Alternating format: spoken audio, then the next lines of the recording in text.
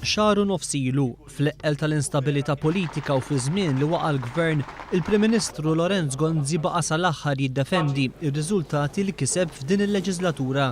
Fit-12 ta' Deċembru li għadda, Lorenz Gonzi kien iddikjara li rnexxielu jwettaq il-wedid kollha li huwa għamel qabel l-elezzjoni ġenerali tal-2008 taħt l-għajta fl-imkien kollox possibbli. Ma kemm wettaq minn dal-programm? Kollu. Għaddew 4 ġimgħat u hekk kif kien ippubblikat il-programm elettorali tal-Partit Nazzjonalista ħareġ fil-beraħ li numru ta' wediet li l-Gvern baqa' ma wettaqx fl-aħħar 5 snin ma sabux post f'dan il-programm.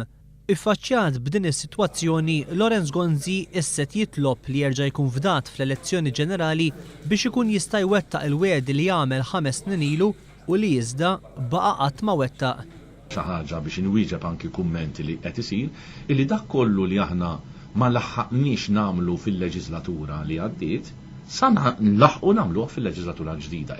Fost il-wedi ta' Lorenz Gonzi li baqgħu mhux imwettqa hemm is-7,000 impjieg fi Smart City u tmiem tal-waiting lists għall-operazzjonijiet.